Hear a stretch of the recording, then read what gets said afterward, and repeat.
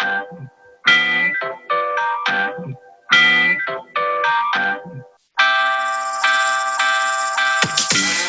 it's Joe West from the West Barn with Mike Shimshack. Today our guest is Gordon Mote. Welcome. That's a cool Rhodes, even coming through your phone. Is that your phone? That is my phone that we're playing it through, yeah. You know, Joe and I'm sure, have had this conversation with people at labels and like even guys that are maybe, mixing or whatever, and they say, the iPhone is the new NS10s. It sure is. Yeah. And I've said that before too, but like when you're doing a mix, you're just like, well, does it sound good on your iPhone? Yep. Well, yeah. Well, then it's fine. Dude, I was at, me and Mike both were at this party, and Jimmy Harnan was there, and I was in the bathroom. Jimmy Harnan came in, and he was listening to a reference of a mix on his iPhone, and I was just like, I felt so bad for the mix engineer. Yeah. It's like, this is what it's come to. Yeah. Well, we've all done it, though. But that's how people listen. You cannot not do it. Yeah, we've all done it. I mean, I want to listen on some really great headphones that I know, and I want to listen on some great speakers that I know, but we've all... we've all listened on our iPhone. Because, and it's super important because I bet you 80% of the world is listening to it on an iPhone. Boy, this is a great, wonderful, encouraging way to start this podcast. Well, at least you play the piano and not the bass guitar. How about that? Yeah. It's like when people are charting songs, it's like, can we put this on a set of speakers? I can't hear what the bass note's doing. These poor guys have essentially been eliminated from everybody's listening experience in the United States and across the world. Well, they're trying to eliminate us, too, as keyboard players. We are now the new overdub instrument. For a long time, the steel guy. If you had steel out, if I'm cutting a country record, I always call it, we got to have our country conscience, because I love steel guitar. I love country music. I love pop sounding records that have some steel on them. I mean, I just love pedal steel guitar if it's played by the right guys. Nashville's full of the right guys. You've got Paul Franklin and Dan Dugmore, and you've got. And in the old days, they were so much a part of the record that they had to be done because they were the foundation of it. Yeah, or boogie woogie piano. Tracked it. Yeah, you tracked it. Had to be the thing everybody played to. Yeah, and now it's overdubbed, and now not so slowly, but very surely. Keyboard players are, a lot of times if you've got a keyboard player on the session date, it's the programmer. It's the track guy. Right. He's sitting in front of a box with a bunch of squares that are lit up rather than keys. Yeah, that's exactly right. But I'm not, I don't begrudge those guys. They've figured out a way and the market changes. But at the same time, I have nothing to complain about because God's been good to me, and I Let me tell people who you are. Okay, sure. Well, we got the phone. We're having such a good time already. Yeah. All right, so he's an artist and a session musician here in Nashville, one of the tip-top session musicians. That's how I know him. But I also know him because he's a great gospel artist. He's been nominated for Grammys 2 times. He's won a GMA Dove Award. He is also an ACM Piano Keyboard Player of the Year. He's toured with Lee Greenwood, Trisha Yearwood, Tanya Tucker, Porter Wagner, Gaither Vocal Band, but now he is literally, I don't think that there is anyone that would get called above him for that date. I've had him on sessions and have been, if you walk into a session that's not yours, that maybe you have a song on, you see Gordon Mote's there, it's going to be a great day. Thank you, Joe. So welcome. And before we get started, remember to subscribe, hit notifications, tell a friend. So welcome to the show. It's a cool podcast you got here. I have been really digging your new, I know it was inspired by Bukovac, but your new YouTube channel. And I don't know if it's a podcast as well, but it's just you doing and playing and talking. It's just, I don't even know. Somebody said, well, how would you describe it? I don't even know that you have to subscribe it. I call the series If You Could Hear What I See, and I hope everybody will go to YouTube and subscribe, hit the notification bell, and give us a thumbs up. That always helps. But I'm just kind of, when something hits me, I just sit down at the piano or some instrument and play a little bit, talk a little bit, just give you maybe a little behind-the-scenes look at how we think about things, we being musicians, guys that do it every day. Evidently, people care about that. People are interested and to get to see it at the level y'all are doing it. Well, it's like if I call myself a guitar player for 20 years, these are the guys that are like up the ladder that you can say, this is what it would be like to be a session player in a town like Nashville if I ever thought I could move there. Well, gosh, none of us are as good by ourselves as we are when we're in a room full of others who bring it every day because we're all inspired by each other. I know I'm inspired by them and inspired by the artist or the song. But sometimes you go into a situation and maybe you're not inspired by the song. And maybe you don't really get what they're trying to do. It doesn't happen often, but sometimes it does. And the hang with your buddies or the inspiration that comes from something they might play is always enough. Yeah. It's always enough. It's the same thing in songwriting, too. When you're feeling like you have cheated yourself or ripped yourself off 100 times, if you get into a room with somebody, you can find something hidden under a couch somewhere that doesn't feel like you're ripping yourself off. Yeah, absolutely. I'm so grateful to be a part of this community and to have the camaraderie. And, you're talking about the YouTube channel. Somebody sent me a comment the other day that said, you talk about others way more than you talk about yourself. I think maybe it's because I'm so inspired by others and wouldn't be able to do what I do at the level that I'm expected to do it at if it weren't for the inspiration I get from other people in the room. And there's a muscle, too, that's like, I don't want to do it alone. Oh, right. Right? Where it's just like, there's this thing where it's like, if you could congregate somewhere, you would. And we've had to do a lot of overdubs, especially with COVID and that kind of thing. We've had to figure out a way to keep things moving. And I've been in a room by myself creating. And while I can do that, I know how to do that and have had to do it for many reasons.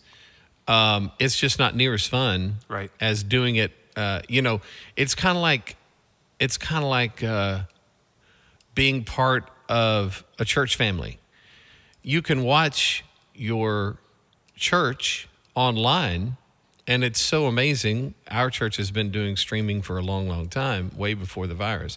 Many haven't. Many figured it out when the churches had to shut down for a time or had to limit their capacity or whatever the case. But the family of God was meant to be together. We're meant to be with each other, and it's a community that encourages each other and walks alongside each other. It's the same thing with musicians. I would say it's the same thing with humans, period. We're finding that out from COVID. Yeah. Because after, it was like there's this point where you keep going 15 days at a time at the beginning, they were saying. And next thing you know, you look up and it's September. Yeah. But I was telling Mike, it's like I have been hunkered down just because I don't have a need really to leave my property. Sure. But there was a point where like a little turkey timer came out on my side and I was like, it's time, I need to go outside. I need, like my body needed to be around people. Sure. And you can't explain that. It's part of what makes us human. Can I ask you a real quick question? Sure. Okay. So I read on Wikipedia that you were born blind, but I'm pretty sure that I heard you tell Bukovac that you had your sight early on. No. Born blind. I was born blind, and maybe what I told Tom was I've met a lot of people who have lost their sight, as adults or teenagers or whatever. And I think my situation is much easier because being born blind, I've never had sight. And so I've had to learn, from the very beginning how to do things in an all-sighted world without sight. And many people who lose their sight later on in life, they've got to learn how to do things all over again. And that's got to be really, really tough. And I've met many people like that. And, they say, maybe their friends will call me or reach out to me and say, hey, man, can you encourage my friend? He's losing his sight. Doctors say he's going to be totally blind in 5 years. Or he was in an accident. She was in an accident. Overnight lost their sight. And they just, they feel really alone and afraid. And, man, I don't know what the magic words are. Because I would feel alone and afraid too. Yeah. And that's where, but there have been times even being born blind, I've felt afraid for whatever reason. We all do. I mean, whether you have your sight or not, there are things that scare us or put us in an uncomfortable position. And that's how when I lean very strongly on my faith in Christ. That's very important to me. Because we can do all things through Christ who strengthens us. And that's a big part of my life. But it still doesn't take away from the fact that life is scary. And so I try to encourage those people, but at the same time, I try to realize, hey, even though you're blind, you can't understand where they are totally because you've never been there before. You had to figure this out from the very beginning. And so that's got to be a real scary thing. And so I'm grateful. If I had to be blind, I'm grateful that I was born blind because I haven't had to figure out a new way of doing life. Yeah. Well, I noticed when you play piano that your hands don't look like a traditional piano player. People tell me that, and they say, why do you do that? Or how do you do that? Or whatever. And I can honestly say, I have no idea. I don't pay attention. You weren't classically trained? Or no. How did you I started playing when I was 3 years old. And again, that doesn't just happen. I mean, 3-year-olds don't just start playing the piano and start playing with both hands. But that happened to me at my grandmother's house on Thanksgiving Day. Were you taking lessons? No. You just heard it. Yeah, I just never. Mom said that I'd kind of beat on the piano like most kids, but I had never really shown much interest in it. So you sat down at one point and just started to play something? Just started playing. So the only way you can explain that is just God just saying, hey, I'm going to show out and show off today. I'm going to do a miracle. You think it's just in Bible days, but I'm going to show you that modern day miracles still happen because the Bible says that God never changes. He's the same yesterday, today, and forever. So he showed out that day and performed a miracle right in front of my family's eyes. And so I've been playing ever since. Now, I've tried to improve since that day. I've tried to, I want to get better every day. Bless you. I want to get better every day. We all do. We're all given a gift. It doesn't matter. It may not be music. And even some people may be out there watching us and saying, well, I don't really have a gift. Well, of course you do. Everybody has something. It may be even something you don't recognize as a gift. It could just be the gift of encouragement. It could be the gift of just like going with the flow. Like, okay, my child's not going to be ready to be picked up at football until 6. I thought it was going to be 5:30. I've got to have dinner on the table. I've got to get so-and-so from ballet and my son from football and my other daughter from soccer. It could just be, I mean, there are so many gifts. There are so many talents. So I just always tell people, take what you've been given and do the very best you can to improve on it, to do it better and better every day, and to use your gifts to not only help you, but to help others and just be a blessing. Your gift of playing piano, and you have perfect pitch, which there's a couple kinds of. Some people have relative pitch. Like I can remember there's a James Taylor song where his vocal starts on a D, and I can get within a half step of it. Right? And then there's relative pitch where it's like, oh, now if I'm there, I can sing a fifth above that and name out intervals, right? And there's that relative pitch goes into all of the session musicians that are like, oh, it's the 1 chord, 6 chord, 4 chord, where they're able to hear that stuff. Sure. Now, Gordon has perfect pitch, which is pretty rare. I've met a couple of people with it, but you could play some whacked out. I could lean over here and play a whacked out jazz chord, and you could tell me every note. You could just instantly play it, right? People like to, I'm fun at parties. People love to play that game in the studio. Guys will just go over to a piano and say, hey, watch this, watch what he can do. I'm really grateful for the gift of perfect pitch because I'm able to hear things in my head, if I'm producing a record or if I'm doing an arrangement or if I'm, just thinking of something. Or when I hear something, I know exactly what's happening. I know what the notes are. That's wild. I know what they're doing, exactly what they're doing. But I can also hear arrangements and things in my head and know if it's going to work or not. Like some people have to try it.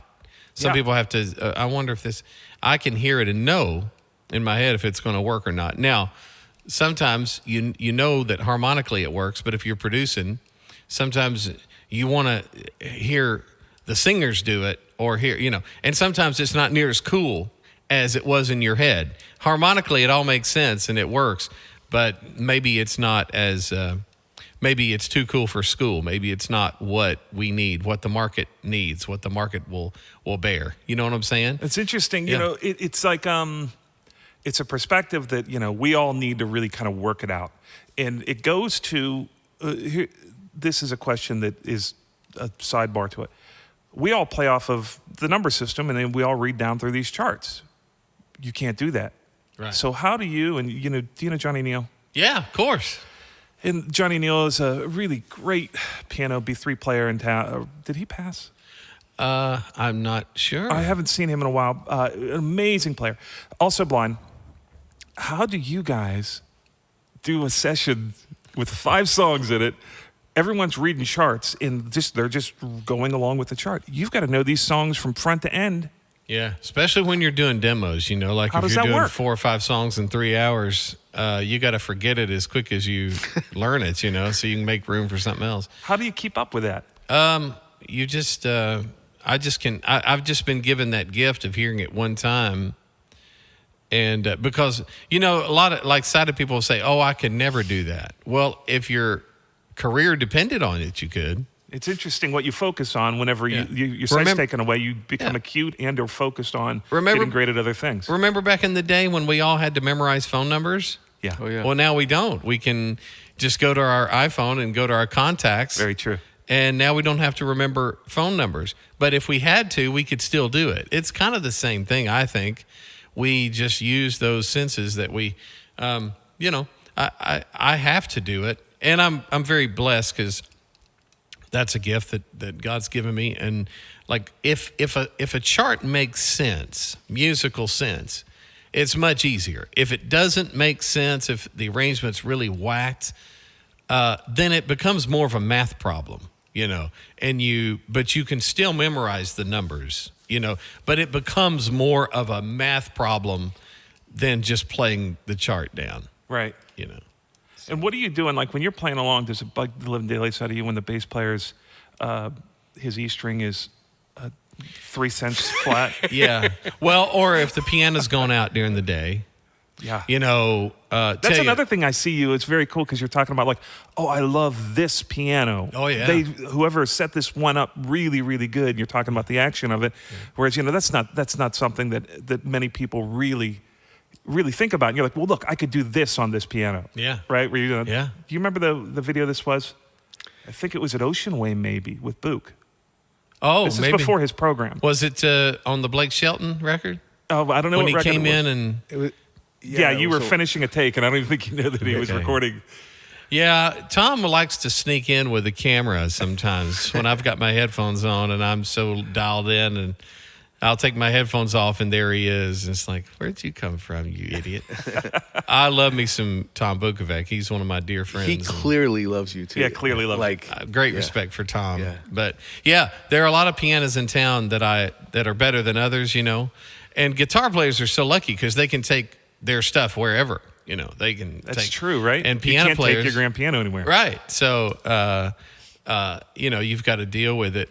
But there are some really great pianos in town that will just let you do whatever you want to do. But then there are some that it takes some work. But you can't make excuses. You just got to do your thing. But where's the best piano in Nashville? Oh, don't put me on the spot. Okay, give me some of your favorite pianos. Well, one in of the Nashville. best pianos is actually not being used now. I hear a rumor they may be selling it. I'd like to buy it.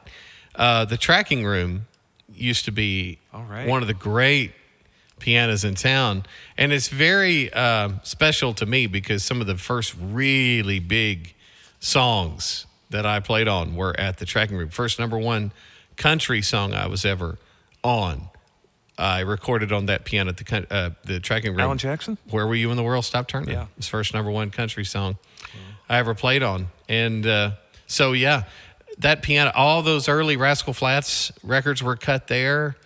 I think that's turning into like a development or a condo, right?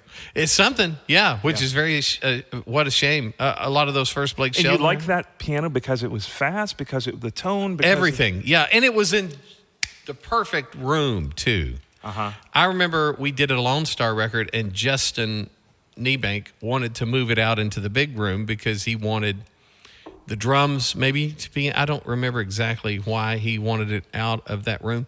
And it had a totally different sound. It felt great and it sounded great, but that room was such a part of how that piano sounded. It was in the ISO down on the end, right? Yeah. Yep. And that room was just made it so special. It was just as much part of it as the piano was. But, I mean, it felt great to play out in the big room, and Justin seemed to like it better. And who am I to question, Justin Niebank? He's, one of the premier engineers in this town, mixes so many hit records still, and just a great fella too. But I didn't have as much fun playing it in the big room, but it's still a great piano. But you asked me about pianos. Starstruck, and I that's think, Yamaha there, right? A C7? Yeah, all of my favorites are C7s. They're just workhorses, Yeah. Starstruck has two really great ones. Richard Carpenter picked both of them out. The one in the pond and the one in the gallery. Maybe my favorite one in town right now is the one that is currently sitting in Blackbird D, John and Martina's studio, Blackbird. I picked that one out. I got to go shopping for that's cool, dude. And so John called me and said, "Okay, you've been complaining about this piano for so long. I'm gonna get a new piano, and you get to pick it out." And so I said, "Well, do you want to go with me?" "No, I just want you to find me one. Yamaha's, they just brought a whole bunch of them in, and if you don't find one you love, we're going to fly to L.A. and listen to them right off the boat." But they've got like 12 right now, so go listen to them. So before I was actually working at Blackbird that particular week, and so before about 8:30, I met the guys over at Yamaha in Franklin and played some pianos and found one that was amazing. It's just incredible. Is that just sound or sound plus action, feel and action? Feel, everything. It was just perfect. And so I told the guy, I said, "Man, as far as I'm concerned, this is killer. This would serve our purpose." And so I went to work, and I didn't see John, so I texted him, and he called me, and he said, "Did you find one?" I said, "Yes, it's amazing. You want to go listen to it with me?" And he said, "No. If you love it, I'll buy it. I'll call him right now." And I said, "Well, since you're in such a good mood," I said, we start with Dan on flats Monday. This was Thursday. I said, "We start with Dan cutting flats on Monday. You think there's any way we could have this piano?" I won't tell you exactly what he said to me after I asked that question, but basically he told me that I was asking a lot and that I was ungrateful and all this. But Monday morning when I walked in, that piano was there. Isn't that something that you would know if it wasn't even? It's sure. this. You could listen to 12 pianos and be able to dissect them more than somebody that could visually inspect them. I'm going to tell you, I love me some John McBride. John is the musician's best friend in the studio world, because when you go to one of his studios, he has everything to make it where you want to play. The microphones, the microphone selection, outboard gear. It's just such an amazing place. It's like going to your favorite electronics store and being able to listen to any pair of speakers or watch any 4 or 8K, ULED TV or whatever you people love to watch.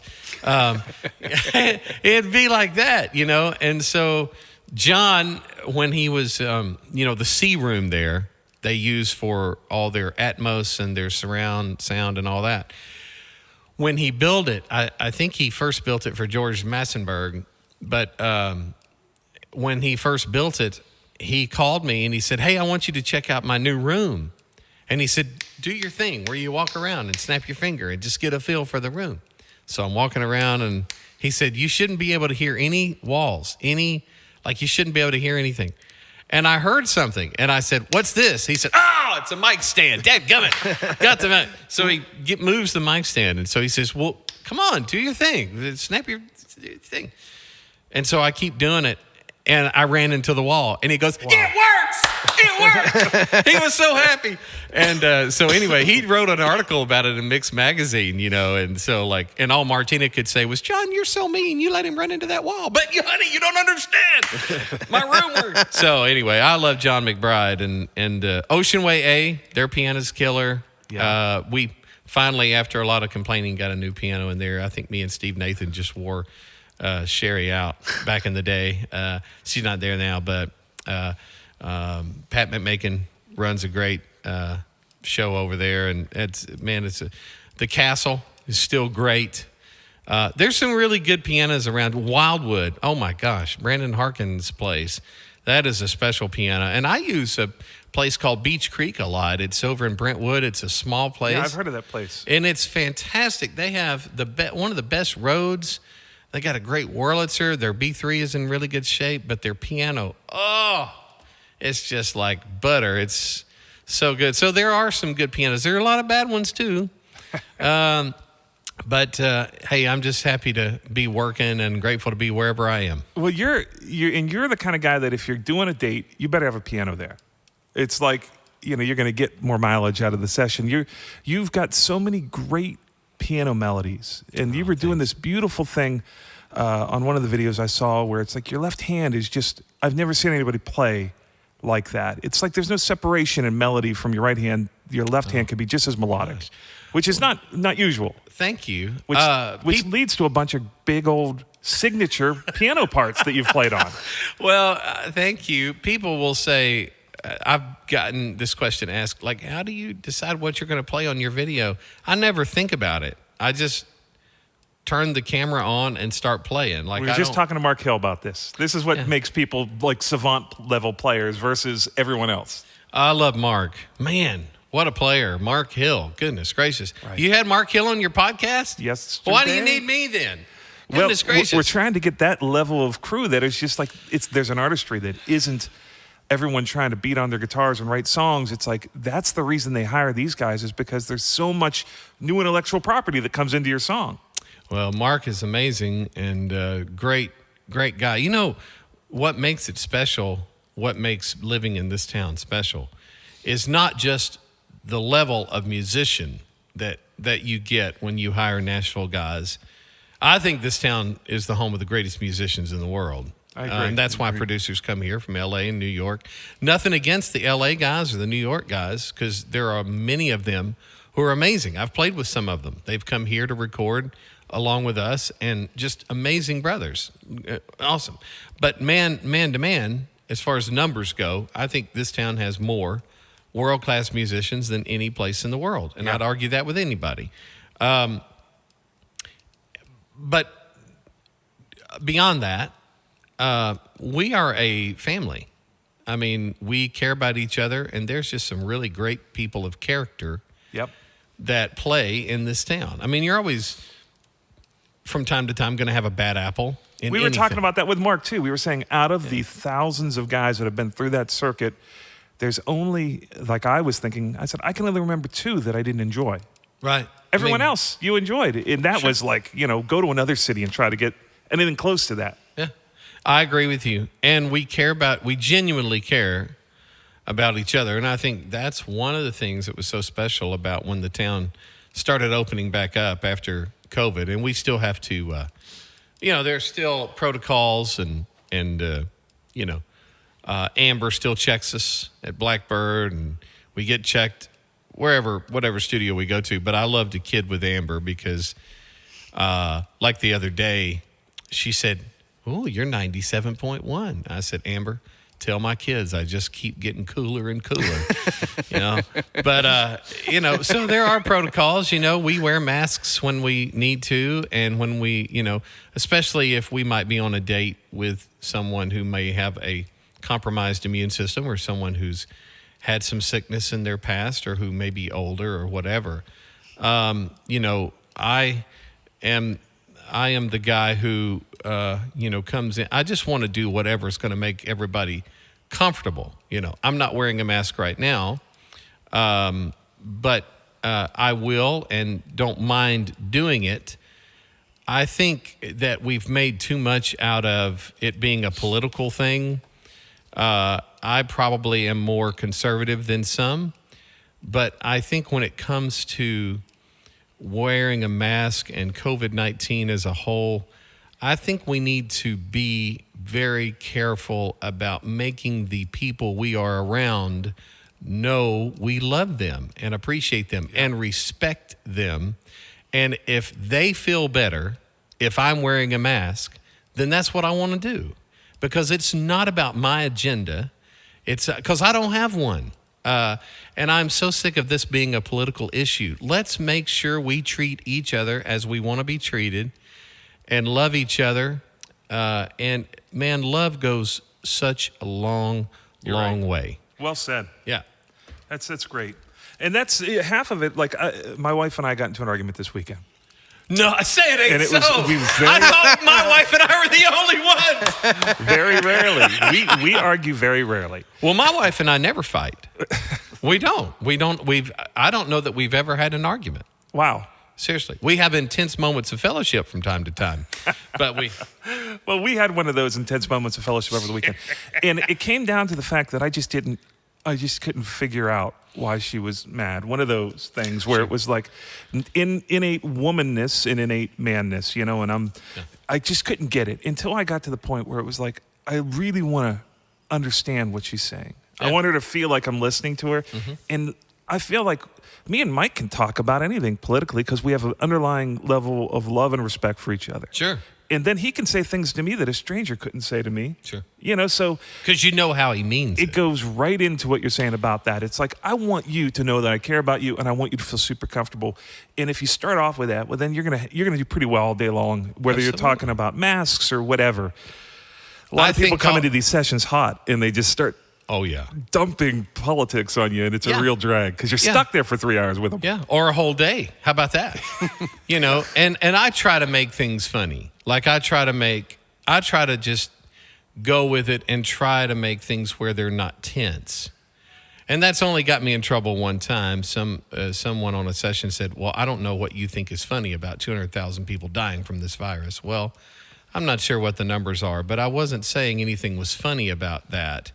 I was just saying we're funny in the way that I'm not wearing a mask. Well, I'm wearing a mask all the time. Well, who cares? Yeah. Just if it makes you feel comfortable, I'll wear a mask. Like the things we find to argue about, that's funny to me. You end up getting to the point where it's like, what do you want from me? Yeah. I'm wanting you to be happy. How can I make you more happy? Yes. I want to make you comfortable. And, it's all about love. That's a great place to come from. You come from that and you're going to do pretty good. I think all lives matter. Yeah. Black, white, purple, it doesn't matter. Someone was saying that the analogy of Jesus going after the one sheep and how it made me see that Black Lives Matter thing with a little bit more compassion. Sure. Because it's like immediately you want to say all lives matter or Black Lives Matter. And it's like if you say all lives matter, you're saying Black lives don't matter. And the problem is this is all very nuanced. Yeah. And the reality is when you look at it through the parable of the one sheep going missing, it has a heightened importance in the moment. That's now, right. You can argue as to whether there's the movement's legitimate or everything attached to the movement's legitimate. But if you start off with just saying, you know what, I don't totally disagree with what it is this person who's against me is saying or for me, if you get to a level where you have a human being basis, you can get through this a lot better. Standing up and going up to strangers and hitting them with bike locks and or spraying them with bear mace or whatever each side does is obviously has no root or appreciation from those people from a people level. I'm pretty passionate about our first responders and our police and our military. And, this may drive some people away from my channel or whatever. Or this channel. Yeah. So you can feel free to edit this out later. But how do you unsubscribe? Can you tell them how to unsubscribe? Yeah, don't blame this on them. But I am very passionate about, our police. Let's just talk about them for a second. There's going to be a bad apple. There's going to be a Barney Five somewhere. Just like with any group of people, any sector of people, there's going to be bad apples from here and there. But I am so grateful for our police and our military, our first responders, those firemen, all those people. And, our world is not perfect. Our country is not perfect. But because our men and women who are our police, men and women who fight in our military, because they continue to fight for the freedoms that we enjoy, you are able to, if you're an NFL player or whoever you are, you're able to go on television and kneel during the national anthem if you so choose. That's your freedom. You might not be able to do that in another country. You could be arrested for that. But here in America, it's your freedom of speech. It's the right that your military has fought for. So because your military has fought for that right, and for your right to make your stance known, I feel that kneeling for the national anthem is not what people should be doing.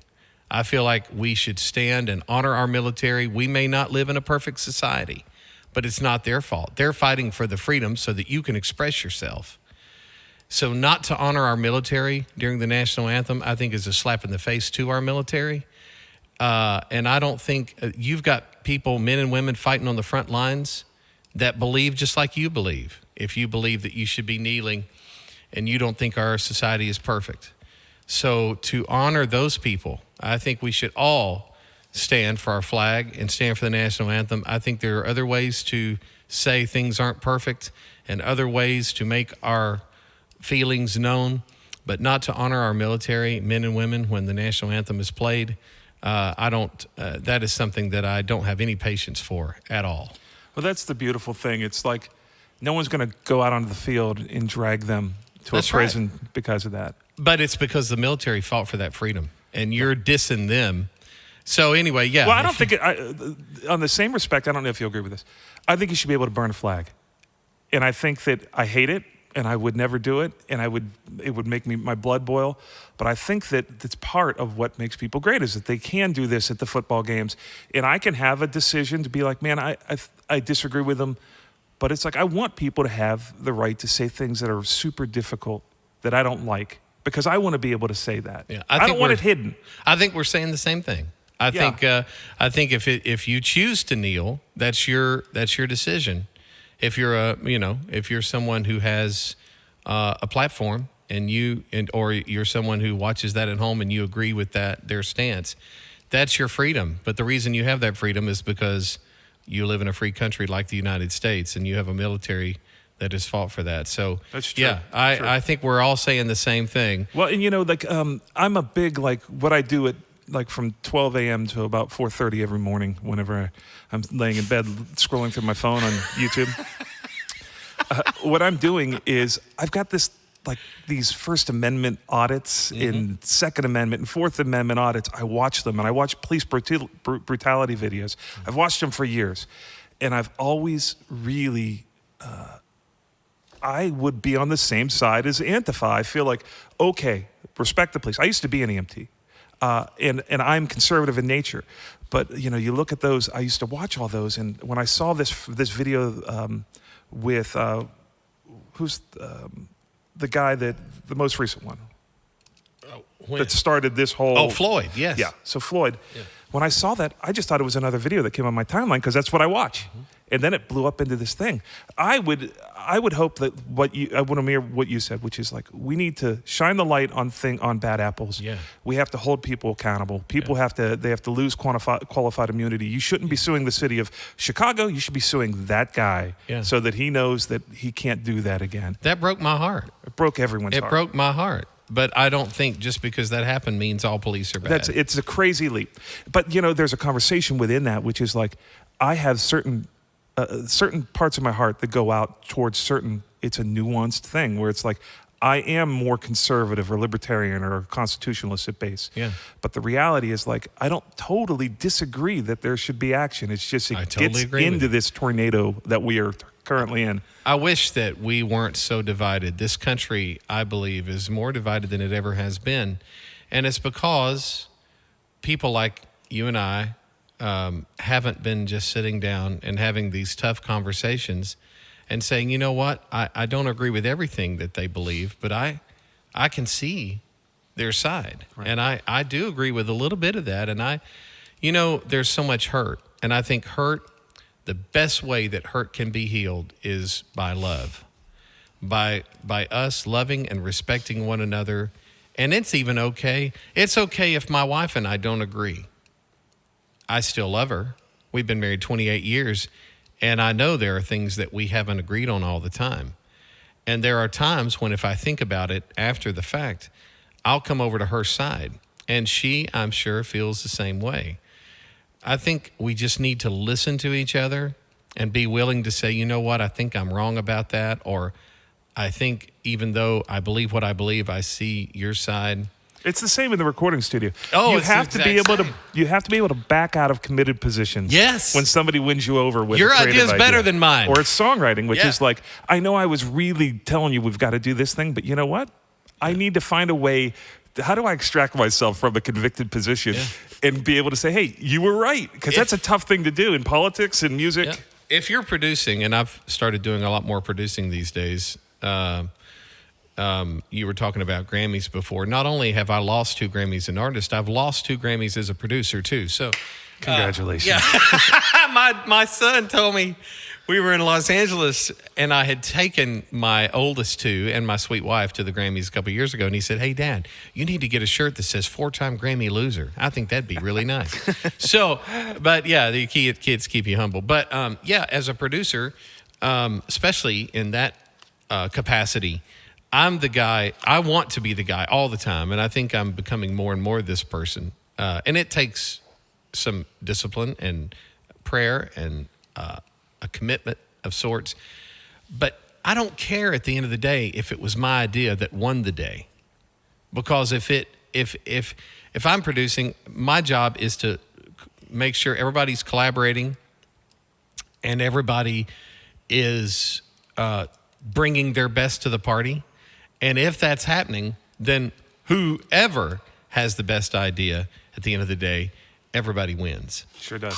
The best idea rules the day. Well, that's what. Doesn't matter. And the real giants and the real geniuses are the ones that are able to realize that sometimes the best idea isn't theirs. Oh man, hardly ever is it mine. But I doubt that, dude. but I love. I mean, part of being a producer is finding a group of people that make you look good. That just bring it all the time. Who were we just talking to? We were talking. It was James Otto. We were talking about how He's amazing. it's too. easy when you're in a room where you vetted the room. Everybody's in there because you respect them. Mm-hmm. So then it's like, I listen totally different in that room. Mm-hmm. And I wait to look at other people's faces. And Well, that's the beauty of making records in Nashville, is that, as we were saying the other day, that guys like Gordon produce themselves. Yeah. You know, they hear like, or Near's always like, hey, you know, let me have one more go at that. Like, I trust me, let me try one more. Oh, okay, cool. My brother, I need to. My brother, I need. He's amazing. We're cutting later this week. we got to get people together, have them all do their Near impersonations. Oh, and I'll have tell a you who whole does hour the best podcast. one. I'll tell you who does the best one. Tony Lucido. Tony Lucido, I promise you, does the best Near imitation of anybody. Near's the famed drummer here in Nashville. Yeah. Israeli. Been on the And podcast. Somehow over the 20, 30 years he's lived here has not lost No. any of his. Oh, it's so good. I saw him last week, and I just want to hug him when he plays, but I also just want to hug him anyway. What a because great dude. One of our favorite people. Oh, and we're cutting some Dan and Shay things later this week. And right? so. Hey, can you? All right, so going back to all these really big signature Rascal Flatts piano parts, we're talking, when I was talking about the way you sort of move your left hand, I've got this piano set up here, and can you play some of your memorable hooks? I don't know if I can remember them. Well, just play. I'm going to move your mic over for you so you can talk over here. Well, I'll tell you a couple stories. Sorry. Oh, wow. I thought you had people to do that. You actually did that yourself. Yeah, you're sitting behind a giant C7 right now. Yeah. It's incredible. I want to know what you think of it. Yeah, right. It feels kind of like a motif, but so one of my favorite Rascal Flatts stories of a song that kind of was a lick, a signature lick, maybe you might call, was a total accident. We were cutting a little song called "My Wish for You," and it's been a few years back. But I was trying to figure out a part for the chorus, because it's that 1, 2, 4, 5 thing. My wish for you is that this life. Everybody knows the song. So I was thinking I could be. Tom was doing the big power chord. So I was trying to think, what could I do that wouldn't just be me going.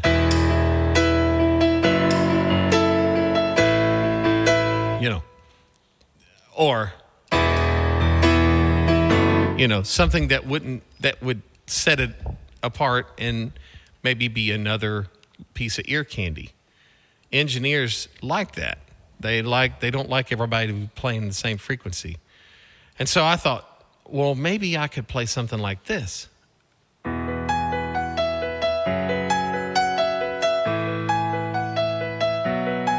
So I'm kind of working on that, just thinking, okay, will that work? And I hear these footsteps. And all of a sudden I feel these hands around my shoulders, and it's Dan, and he goes, "That's the intro." And so the intro ended up being.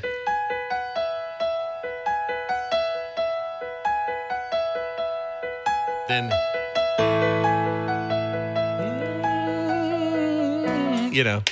That's cool. and that ended up being. That's so cool. You have a ton of those, which are just like these beautiful parts that become like the signature, usually their guitar in country. Right. But That's you're true. one of the guys that, seems to pull those hooks off on piano. Well,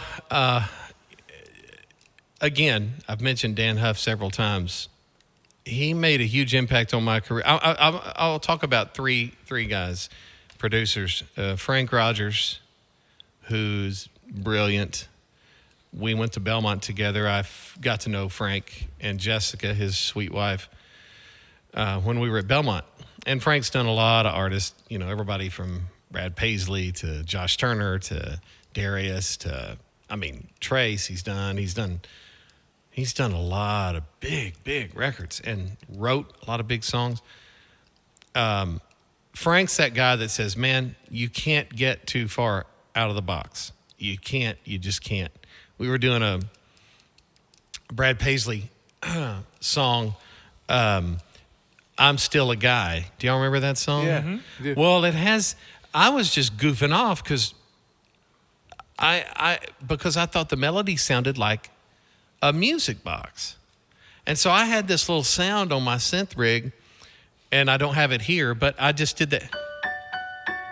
Oh, yeah, I remember it. And I pretended like it wasn't wound up all the way, so it stopped, And Frank was like, "That's the way we ought to start the song." I was like, dude, I was just goofing off with this music box sound because I felt like I was about to hear, "My name is Michael, I got a nickel," and I had that music box when I was a kid. He's like, "No, that's brilliant. That's a great intro." So there have been things like that. I remember So you're noodling a bunch during these sessions, and then people are usually saying, "Hey, that." Yeah. I don't noodle much, but when I do, I'm just sometimes I do. And sometimes I'm working out a part that's not supposed to be an intro, but it ends up being, sometimes they're just happy accidents. I remember we did a song called Then, Brad Paisley song.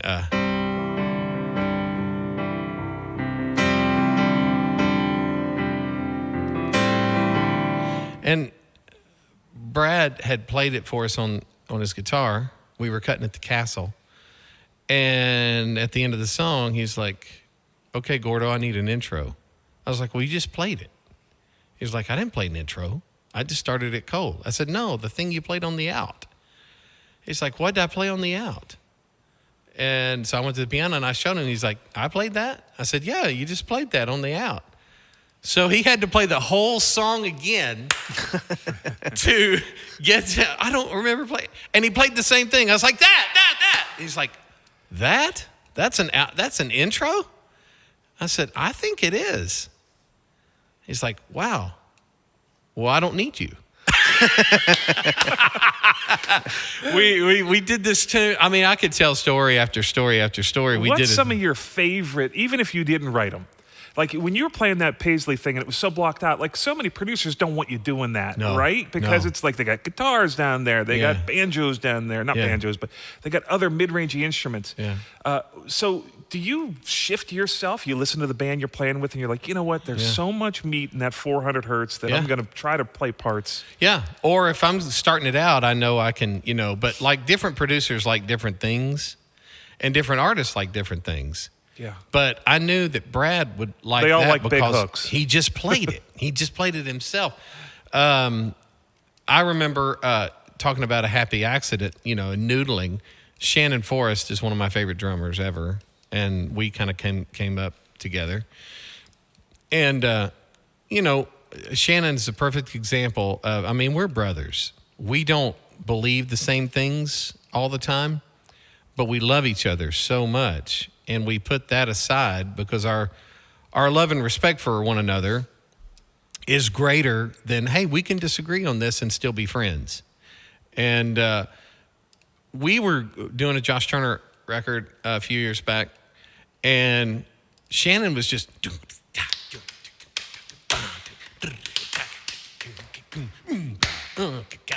And so, I just started playing,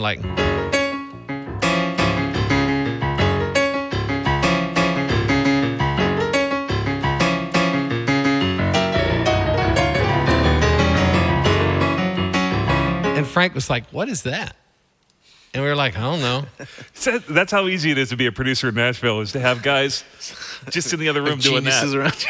It's like, yeah, I like that. Well, what Frank's so good at is hearing, we're all just playing the chart. And of course, that was even before we started playing it. It was just me and Shannon goofing off. But Frank is so smart that he can instantly, hear something that's hidden in a track or something that you might, we've just heard the song. And so Shannon starts playing groove and I just start playing the thing. Frank's so smart that he knows, hey, wait a minute, that's something we can use. He may hear some guitar part that may be the last thing to go on and say, hey man, that's intro, that's hook, we need that. That's good. And so it's pretty fun to have guys like that. I mentioned Scott Hendricks. Scott was one of the first guys to let me just kind of be me on a session, because when I first started getting hired, it was because I could play like Pig, or I could play like Matt Rollins, or I could play like Steve Nathan or whatever, and they couldn't get whoever, John Jarvis. They couldn't get that guy. So they'd call me and say, well, this is kind of a blah, blah, blah, and we kind of need this and whatever. And I could imitate any of that stuff, but I didn't really know what my style was because I never really got a chance to do that. I wasn't proven. And so we were doing a record, and I asked Scott, I said, well, what kind of thing should this be from me? And he said, I don't know, just do whatever Gordo would do. And he has no idea what that did for my confidence, but that was the beginning of me figuring out what my voice is and what I bring to the table. And shortly thereafter, we were cutting a Flats album. This was early on in the Dan Huff. I had already played on some stuff for Mark Bright and Marty Williams. And but Dan was starting to do Flats. And we were doing a song. And I had this intro because he had said, hey, man, this is all about the piano. Well, I had this what I thought was cool intro. And Dan comes and he sits down on the bench with me and he says, I feel like you're still trying to prove you belong, and you don't have to do that anymore. You've proven it. You prove it every day. He said, I feel like you're making this more complicated than it needs to be. And I didn't really understand what he was trying to tell me, except that I was playing the wrong thing. But he could tell that I didn't understand, but because he's such a great musician, and he was a studio musician for a long time, still is one of the best guitar players ever to pick one up. But he knew that I didn't quite get it. And so he said, what was special about the songs that you loved as a kid? What drew you? what made you want to sit down and play? And then he stopped himself. He said, well, that's not a fair question to ask you because you were a child prodigy. But your friends, what songs did your friends want you to play? Or what songs did your friends sit down and play when you guys were growing up? He said, think about some. Think about some intros. And so immediately I thought about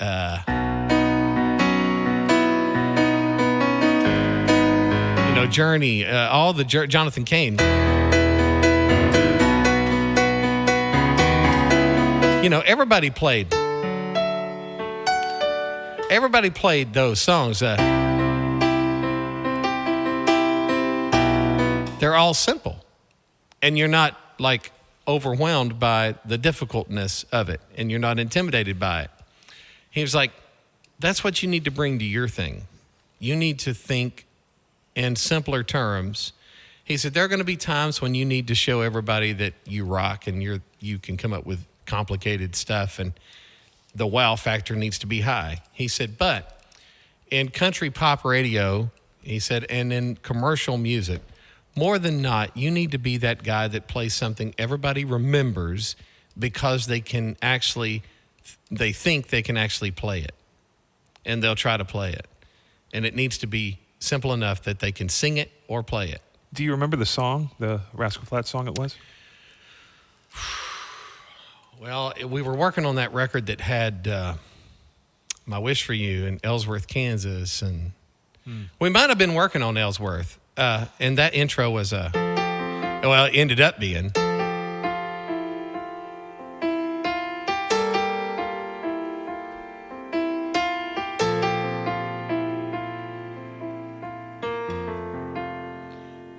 That's what the intro ended up being. I have no idea what I had at first. And when you say when you became Gordon Mote, tell us, if you could play us a piece of music that is innately sort of what you would be known for in town, or what you would say is your signature, not being all these other folks that you thought you could cover in sessions. I think it's just trying to come up with a hook that you can sing. Do you have any examples of what that would feel like on piano? I don't know. I remember having this conversation with Martina. We cut a song called Anyway. Yeah, that's a great tune. And we'd worked on it for at least 4 hours. We were at, it was one of the first sessions that we cut at Blackbird with her.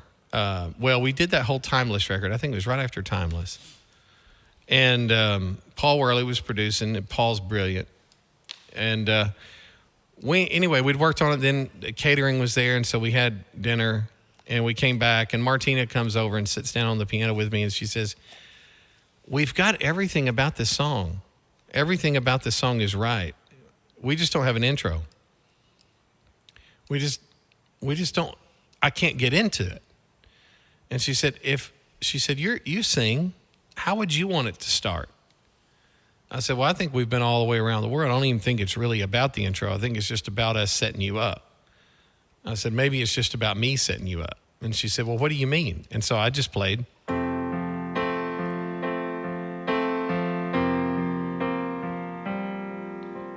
Sing, da, da, da. And that's how we cut it. She's like, why is it so simple and we missed it? I don't know. How tough is that for a guy like you to be simple? It's not as tough as it used to be. I remember, that Uncle Cracker tune. Smile. Yeah. I was just having fun. They're just as hooky at times. You just have to be hooky. Like the engineers now are like the thing that I've kind of started doing, and I did it as kind of a joke at first, but now it's kind of a shtick, but it's doing my own delay,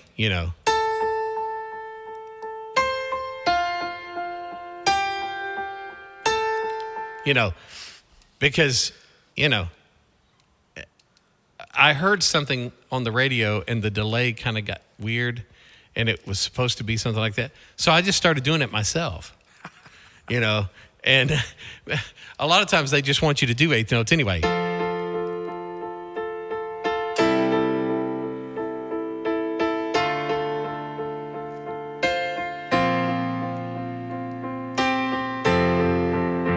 You know, and then you got to build. You know, that's the new normal. You know, for piano players.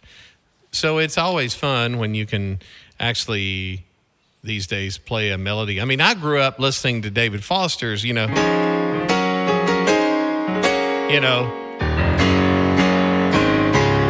big intros. You know, that's what I wanted to do. Yeah. But you just figure out what works. And you know what I love when you do is like, it almost feels like St. Elmo's Fire. Yeah. That stuff. Yeah. Or you remember that? What was that? Dan Fogelberg song that started with the beauty, too many windows in this old hotel. Old Lang Syne? No, the one where it's I love there's that. too many windows. Is that? And rooms filled with foolish pride. The beginning of that, there's some really beautiful stacked high piano chords, and it might even be more than one piano. Yeah. Oh, I'm an 80s junkie. I always wondered how many pianos that was because it felt like there could have been like 6 guys. Well, you know, it's funny because like, the Jerry Reed guitar thing on Eastbound and Down, like Kerry Marks, another really great session guitar player, he's the band leader at the Grand Ole Opry for the staff band. He was telling me that when he got the gig with Jerry Reed, he didn't know that was 2 guitar tracks. Those harmonies, you know.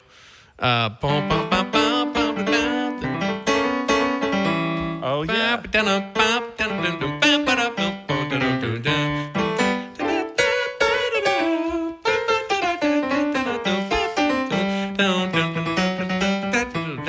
You know, piano players playing guitar parts. Dude, the fact that you can do that right there. it's crazy. But Kerry That said, blows I me thought away." it was just one. I thought it was just one guy. So I had to learn to play. He said, and then I found out it was 2 guitars on 2 tracks. I was like, dang. So we grow up, we hear this stuff, and that's what it takes to be. Oh, okay, I'll do that. And you just learn. You work real hard, and I think we've lost a little bit of that because now everything is so on the grid and everything is, I don't want to ever be that old fashioned guy that I hate the new music. I mean, I love, if it's great, I love it. I don't care if it's new, old. I mean, there's something wonderful about the old Pig intros, you know? I mean, that's classic, right?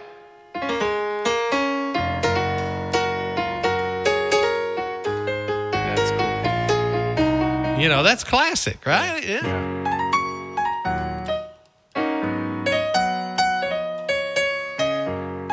I mean, It's amazing. that's classic. I mean, you know. What are some of the best, like when you were a kid, what made you love, what are some of your favorite songs on piano was growing up that influenced you? Thank you for being a friend. You know, because I love the accents. You know, that ain't easy, right? Yeah. I mean, I just thought that was so amazing.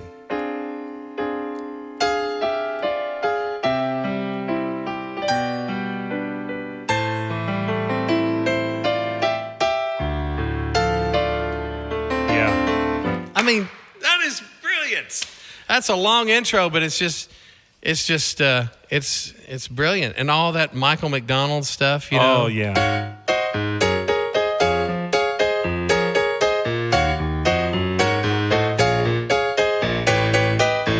I mean, that stuff is just So good. You know, and all the Chicago stuff, you know.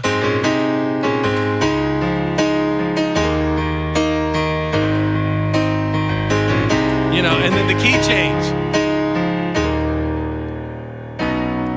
You know, I mean, that's brilliant to play an intro Right. in one key and then go to E flat for the chorus. You're the meaning in my life. You're the inspiration. You know, it's just great. I love great music. I don't know how many classic songs we're doing right now. Like, I don't know. That's a great point. Like, which songs are they going to listen to 20 years from now? I don't know. Do you like Billy Joel? I love Billy Joel. You know, I love, I mean, if I had a Rhodes, that would be even more believable. But, Yeah. you know, or I bet there's a Rhodes sound on this thing. Yeah, go to the top. Oh, All right, now it's how are not you doing changing. this? Like, do It's you know not every keyboard out so that you can kind of generally know which one you're... There we go. That's pretty close. Or Sticks, Babe. You remember that song? Oh, yeah. And that was the album version. The single started. Right? I remember that. Or Climax Blues Band. I love Rhodes, you know. Or Sergio Mendes. Yeah.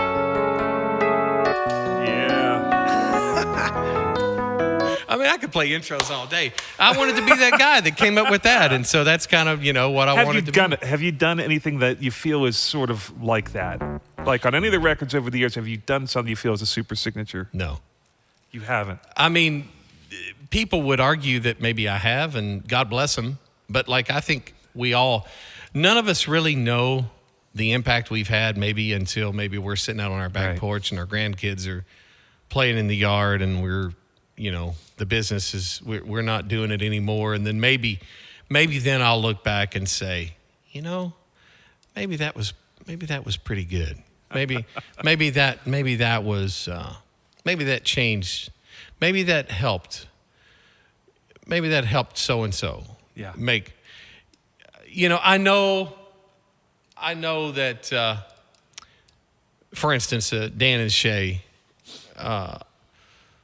you know, they've had some pretty big songs and they've been mostly based around the piano, and I've been fortunate to be on those and be a part of that. I know the first song they had a big hit with was a song called From the Ground Up, and the demo was nothing like what you hear. I mean, that's one of the songs I remember saying to Scott, hey, this is a hit song, but it ain't going to be a hit like this.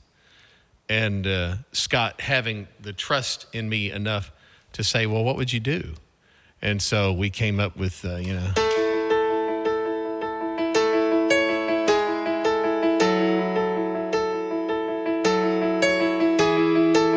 You know. Yeah. And so maybe that's one that I can look back on and say, hey, that maybe helped them. That little song was their first big one, and now, you know, and maybe I had a little something to do with that. You had a ton to do with it. I'd like to think that maybe I All helped these in some way. records are just like, there's that question. It's like, well, at what point do you start giving copyright to people? I know it's a work for hire world, but some of the parts that go on there via guitar and on piano, these big signature melody moments that are maybe as big, if not bigger. Like you play these intros and you know the song as much as you know the chorus. Yeah. Well, I think that's what Dan Huff was trying to tell me, you know, and I'm so grateful for guys like Dan, and I've mentioned Scott and Frank, and I've mentioned Paul Worley. There's lots of, I don't want to keep mentioning producer That goes names, on and on here, Nash. because I mean, everybody brings something to the table, and you know, there are just so many brilliant minds in this town that we get to work with every day that help shape a record, that help shape you as a musician, and even to an extent, like I like to think that I know that I can call those people friends. All the producers that I work with, You can tell there's mutual respect there. It's like, hey, well, what should we do? And it's like, oh, why? When Martina McBride sits down with you, and it's like they're waiting to hear what you're going to say. It's a great sign of respect. I'm very grateful. And let's face it. I mean, you're amazing. Well, you know what? I told a young kid the other day, because now I'll be 50 this year, and I don't feel 50. I've got 3 children, 23, 20, and 12. I've been married to my beautiful wife for 28 years, and I don't feel like, I mean, she's amazing. If I didn't have my kids and my precious wife, Kimberly, music would mean a thing to me. Yeah, I get that. I get it. Music is not who I am, it's what I do. But It's growing up, part it of was probably like all you thought you were here for, right? And then Yeah. the family comes along and Yeah. you start to say, oh, no. I'm going to tell you a quick story about growing up, about wanting to be in the music business. And I think I've had young kids come up to me and say, man, You've inspired me to want to play. You've inspired me to want to be a musician or a singer, or all that. And that, man, I take that real seriously. I'm so grateful for the opportunities that God's given me to play and sing and travel and be in studios and talk to people like you guys. And I guess I should have asked you if you'd moved your camera, because I've just been talking this way. Yeah, we've got a camera. Okay, I should have. Sorry, being blind is a real crapshoot sometimes. But I want to tell you, a lot of people inspired me growing up. But I remember being 9, 10 years old, and I just listened to everything I could get a hold of. I just listened to everything. And I kind of knew some of the musicians' names, but I didn't know it like I know it now. But I could hear Pig and know it was him, And what I thought was so cool is that he would play on these big country records, but he would also play on an independent gospel record and put as much creativity in it as he did the country records, And the only reason I knew he played on independent gospel records is because some of my friends would go to Nashville and record with him. And I thought, my gosh. So amazing. So I learned that at an early age. No matter what you're working on, give it your best, because somebody's always listening. Yep. But the other thing I would tell you is that I remember sitting out on my porch. I loved to be outside. And I heard on the radio, drinking was forbidden in my Christian country home. Learned to play the flat top on them good old gospel songs. Then I heard about, and then my home's in Alabama. No matter where I lay my head. And I thought, okay, those guys are from Fort Payne. I was from Gadsden, 45 minutes away. They've made the big time. And that made me realize that maybe I could dream. Maybe I could be in the music business and maybe one day be on the radio in some capacity, playing, singing. I didn't know what it would look like. But hearing those guys sing My Home's in Alabama and then mega hit after mega hit after mega hit, I thought, you know what? If those guys can make it, what's to stop me? If I work real, real hard and things fall like they should, like they could, and God gives me opportunity. So hearing the group Alabama really inspired me to not just play and sing, but to dream, And so I hope that what we're doing in the studios, even though like right now, maybe I'm not totally loving where our industry is. I wish that there was more emotion and more feeling in what we do. I wish it wasn't so gridded up and so computerized and so everything has got to be perfect. What I loved about some of the records I grew up listening to was the imperfections. And that's not a knock on anybody. It's just my personal feeling about it. I wish, and I feel like one day we'll get back around to Well, I think you bring that to the table, too. All the guys that love that are playing on these records, so they're trying to push as much of that We are. love into it. Oh, yeah. I love that. Now, see, I have that on my YouTube channel. I have Cooper barking from time to time. Yeah, she's a heavy attack dog unless there's attack people outside. Well, that could be my wife. It might be. Let's. All right, Maxie, will you let whoever that is in? I love that. You should leave that on the thing. Can you tell me, like, when you play this piano and the action and the sound of it, it's like, what's your thoughts on this controller? It's a Yamaha, Isn't this a motif? Sounds like. No, it's a Yamaha. It's an old. Yeah, I knew it wasn't the wood one, the new It's one. super old one. I've always liked the piano sound, but I'm wondering, like, the feel of the action on it. Is it something when you're playing on a record, you're able to? If I have to totally be comfortable on something like that. I mean, I can be. Yeah. I mean, you just take it and you do. You're slumming it. No, not necessarily. I mean, we do more of that now than and like you just have to. Okay, it's like if you're driving a Mercedes, you can go a lot faster than you can if you're driving maybe something else. What's right? this? A Kia? What are you thinking? Maybe a Nissan Maxima. Oh, that's not bad. I like those. Those are pretty cool. Yeah. Well, hey, man, I want to tell you that when you play piano, it makes me want to play piano. Well, and I think that's the greatest compliment. Like when Eddie Van Halen played guitar and people were like, I'm going to learn the guitar. When I watched you on those early videos on YouTube, I remember thinking to myself, I want to be a better piano player. Or if I were a young kid, I would say, I'm going to play like that. So you're doing more than you know. You're an inspiration. And man, you just, what a player, what a guy, what an artist, what a producer. I mean, so many things you're doing.